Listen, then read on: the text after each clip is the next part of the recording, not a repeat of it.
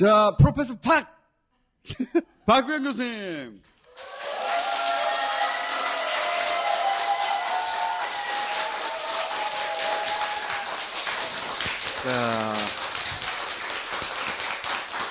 자, 항상 뭔가 주제를 준비해 오시긴 하는데 그 주제대로 끝나는 경우는 없는 박구영 교수님. 이제 올해 마지막 방송인데 오늘 준비해 오신 내용은 오늘 마지막입니까? 올해 네. 마지막입니다. 오늘 주제는 국가란 무엇인가? 갑자기 국가란 무엇인가? 내란 일어난 뒤에 우리가 가장 큰 질문은 그거거든요. 그래서 12.3 내란 이후 1년 국가를 다시 생각하다. 이분들에게는 국가가 무엇일까? 태극기가 국가를 상징하는 거잖아요. 그렇잖아요. 그러니까 오른쪽에 있는 윤호개인 네. 그들에게 국가는 무엇인가? 예. 국가란 무엇일까? 또 윤석열을 심판해야 된다는 그래서 헌정질서를 수호해야 된다는 태극기가 있잖아요. 이게 하나가 태극기인가? 서로 다른 태극기인가? 양쪽에게 각각 국가는 무엇인가? 그렇죠. 그런 질문을 한번 던져보자. 내가 보니까 좀 피곤해하는 것 같아서 좀 쉽게 하겠습니다. 오전에 이제 뉴스공장에서 주제가 역사란 무엇인가? 역사란 무엇인가 했거든요. 다 듣고 보니까 1분 내에 말할 수 있는 내용이었어. 자, 오늘 국가란 무엇인가? 요거 교수님은 가만히 냅두면 약 3일 정도 얘기할 수 있잖아요. 그러니까 요거를 10분 내에 끝내주세요. 중요한 게 있어요. 3일 동안 이야기해도 다 새로운 이야기라는 거야. 특히 어준 씨는 3번 들어도 다 처음 듣는 얘기야. 그렇지. 그때는 이해를 해요. 중요한 게. 들을 때 다 이해하거든요. 예. 그 다음날 얘기하면 새까맣게 잊어버려 나는. 어쩌면 그렇게 되나 몰라. 그리고 끝날 때쯤 되면 들은 것 같은 거야. 그렇지. 처음 얘기 들을 때 들으면서 리얼타임으로 이해합니다. 저는. 너무 이해력이 빠르대요. 그렇죠. 왜냐면 백지와 같거든. 그리고 다음 시간에 만나서 그 얘기를 다시 시작하면 예. 처음 듣는 것 같아. 그렇죠. 그 얘기를 다 듣고 나면 그 얘기 내가 들은 얘기다. 그렇지.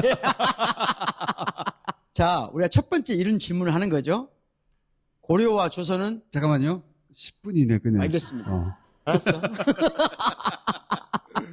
고려는 누구의 나라죠? 조선은 누구의 나라입니까?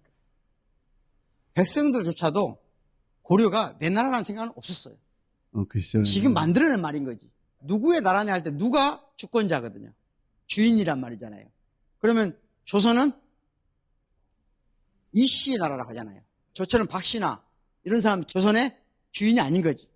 그럼 이 씨 전체가 다 주인이냐? 그것도 아니에요. 왕족만 나. 역사 속에서 항상 국가를 동일하게 보면 안 된다는 거예요. 시대별로. 예, 시대별로 국가는 너무 달라.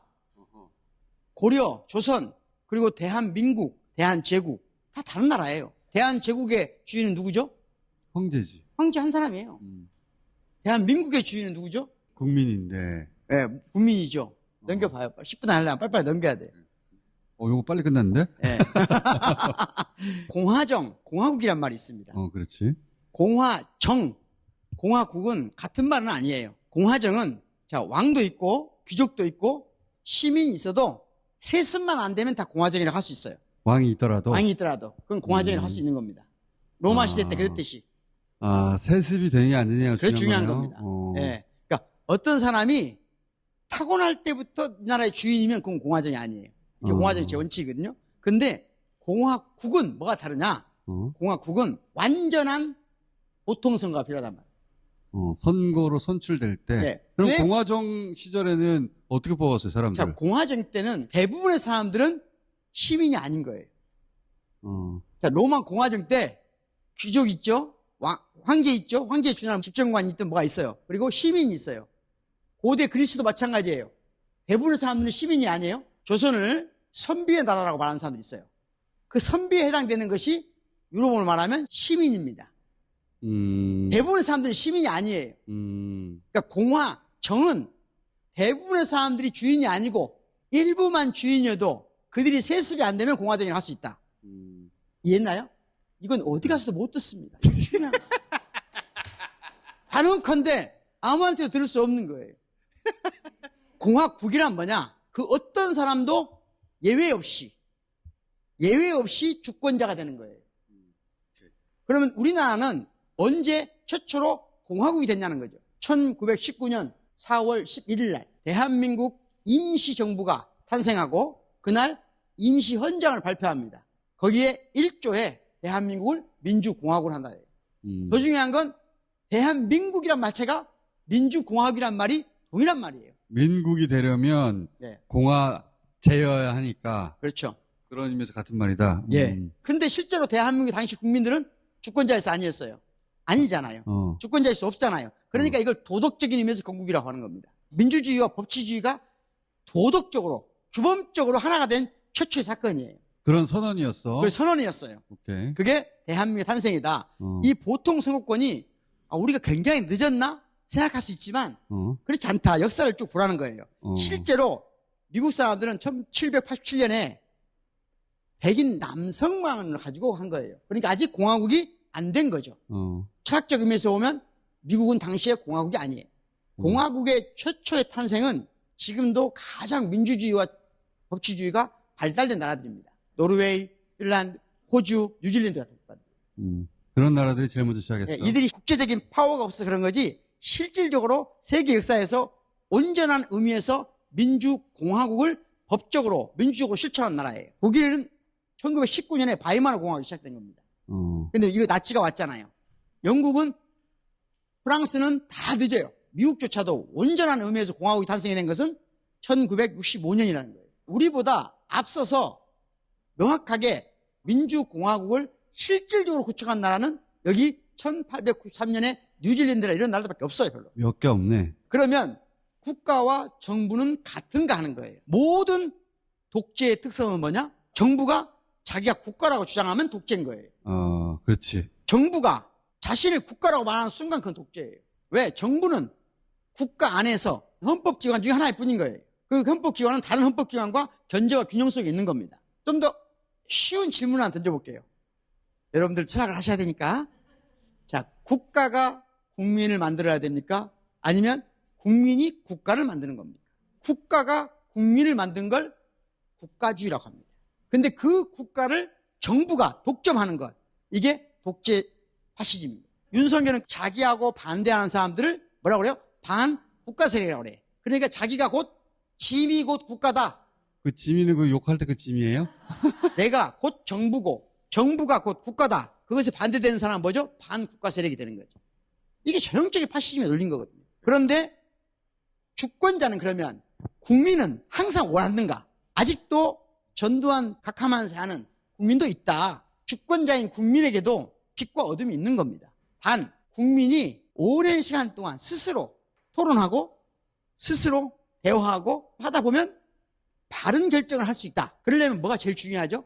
국가가 운영되는 과정을 국민이 낱낱이 다 볼 수 있어야만, 그래야만 국민이 궁극적으로는 하나의 국가를 만드는데 국민이 합의할 수 있다는 거죠. 그래서 이재명 대통령의 최근 정부가 어떻게 운영되고 있는가를 전반적으로 다 보여주잖아요. 이건 굉장히 중요한 거예요. 업무 보고 생중계. 예, 생중계 하잖아요. 그럼 우리는 뭘 봅니까?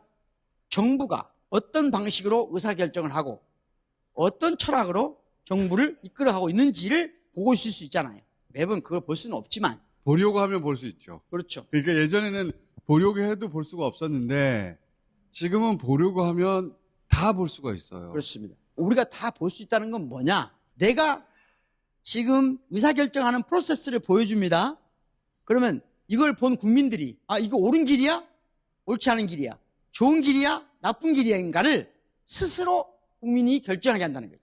모든 권력자들은 진보든 보수든 항상 자기가 가지고 있는 국가관으로 국민을 만들어 가려고 했어요. 국가가 국민을 만들려고 했단 말이죠. 국가 권력을 잡은 모든 사람들은 국가주의자가 돼요. 그런데 아니, 국가가 국민을 만드는 게 아니고 국민이 국가를 만들어라.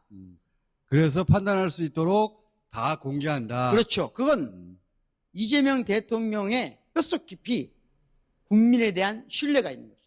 나도 그렇게 생각해요. 저는 그래서 이재명 대통령의 최근 행보를 보면서 딱 떠오른 말이 그거예요. 이 세상에 없는 말인데 이건 국민주의의 탄생이다.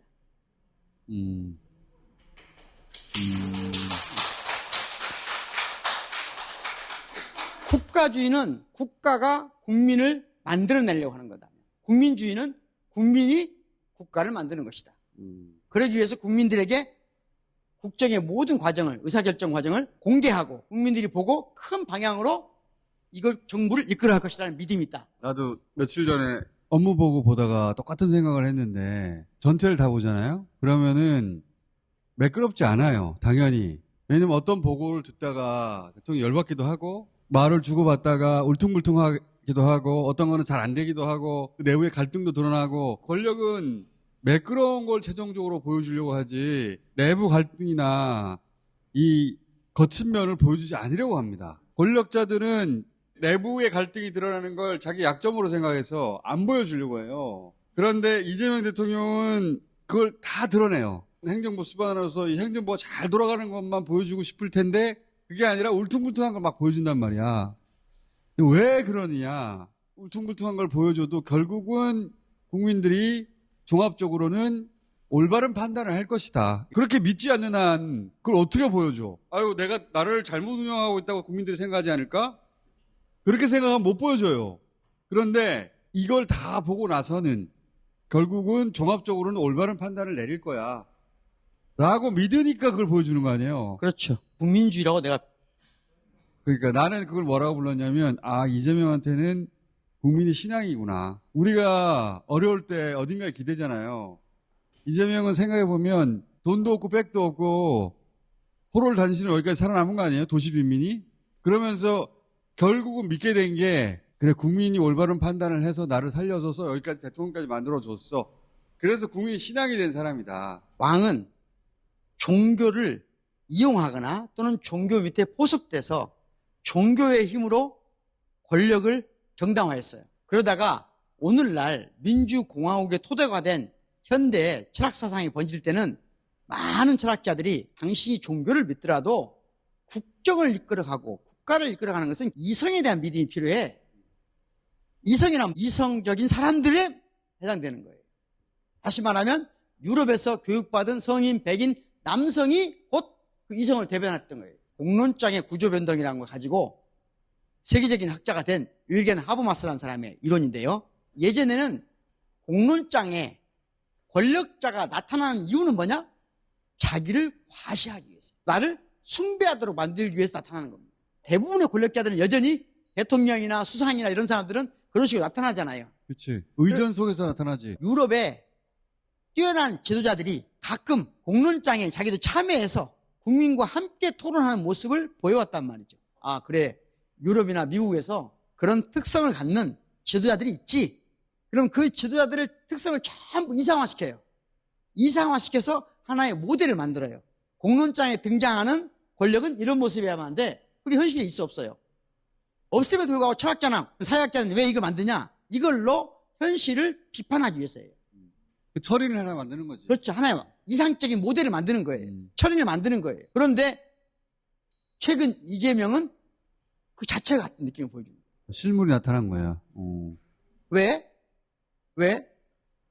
몰라요. 왜 그런지는. 지금까지는 보지 못한 인격체가 등장했다. 새로운 유형의 정치인이 등장했어요. 그리고 그에게는 이 모든 걸 가능하게 한 게 뭘까? 국민에 대한 절대적인 믿음의 수준에 있다. 사회학적으로 부르면 국민주의 또는 약간 어설픈 용어로 말하면 국민신앙 이렇게 말할 수 있겠다. 이게 칭찬하려고 하는 게 아니라 처음 나타난 유형이다. 그러니까 이거 흉내를 낼 수도 없어요. 사실은. 없죠. 국무회의를 공개하는 것도 그 일환이고요. 업무 보고를 공개하는 것도 그 일환이에요. 뒤에 내용이 많지만 마무리하려고 좋은 생각이야. 내가 눈빛 보니까 마무리해야 될 것 같아. 좋은 생각이야. 윤석열은 내가 정부고 정부가 국가야. 그러니까 국가를 대상화할 수 있어 없어요? 못해. 내가 국가니까. 내가 주인이고 정부가 주인이고 국가가 주인이야. 나에 따르지 않는 사람들은 반국가 세력이야. 이게 가장 나쁜 국가주의라고 했잖아요. 이재명이 왜 국민주의인가를 보여주는 두 개의 공개된 문장이 있어요. 첫 번째가 뭐냐? 국가가 왜 이토록 잔인합니까? 판사가 그 1심을 내렸는데 검사가 왜 단독으로 항소를 해서 인생을 망가뜨려 버리냐. 윤석열이 말했듯이 한번 검사가 맘먹으면 완전히 인생이 망가져 버려요. 이 사법개혁의 중요한 부분이거든요. 피고가 항소, 상고하지 않으면 검사는 단독을 하지 마야 된다. 그러니까 국가를 대상화한 거예요. 그래서 국가가 왜 이렇게 잔인하냐고 따져 묻는 거예요. 누구의 편에 서서? 국민의 편에 서서. 최근에는 두 번째 뭐라고 그러냐? 왜 정부가 이렇게 부도덕합니까? 하지 말고요. 정부가 왜 이렇게 부도덕합니까? 대한민국의 법률에 따르면 2년 동안 비정규직을 수행하게 되면 정규직으로 전환해줘야 됩니다. 정규직화하게 하는 게 있어 1년 11개월 차에 해고를 시킵니다. 이 약탈적 자본주의에서만 가능한 거죠. 민간 기업은 자기 이익을 추구하기 위해서 1년 11개월 만에 노동자를 해고하는 것 오케이. 오케이라고까지는 안 했어. 뭐라고 그랬냐면 내가 할게. 그래. 사기업이 그런다면 어쩔 수 없는 것인데, 왜냐하면 법에 테두리 내에 사는 건데. 그런데 정부가 그래서는 안 되지 않느냐고. 정부가 왜 이렇게 부도덕하냐고. 사기업은 돈 때문에 그렇다고 치더라도 정부는 그러지 말아야죠. 라고 말하는 대통령은 없었단 말이지. 전 진짜 깜짝 놀랍니다. 대통령이 정부의 수장이면서 정부한테 묻는 거예요. 정부가 왜 이렇게 비도덕합니까? 부도덕합니까? 이런 대통령은 앞으로 나오기 어렵습니다. 자, 박수!